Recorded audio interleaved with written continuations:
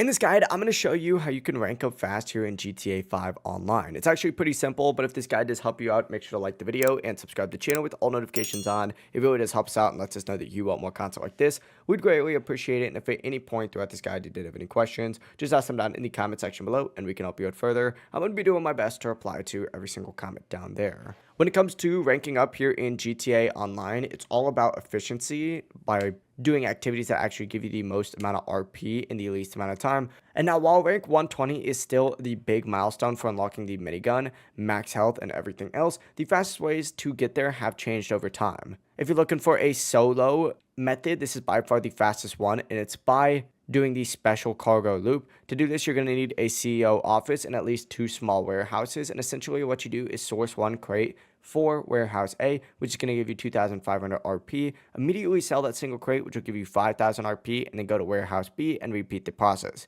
By alternating between 2 warehouses, you bypass the cooldown timer, and you'll get a large chunk of RP for completing deliveries, no matter how many crates are in the truck, which is why selling single crates is so efficient. Using this method, it's possible to gain 20 or more levels in one afternoon. If you're a new player, what you're going to want to do is not skip collectibles. These give you massive RP rewards. Some of the best ones are plants. Each one's going to give you 5,000 RP, and there's 52 total, which allows you to earn around 260,000 RP in just about an hour. Action figures and playing cards are also still available, and they give around 1,000 to 2,000 RP per item, plus bonus RP when completed. These are super easy and low stress ways to level up quickly, and you can look up full guides showing you where every single one of these collectibles are. But the third method is by using weekly event bonuses. Always check the Rockstar Newswire on your in-game phone or directly for the weekly event bonuses.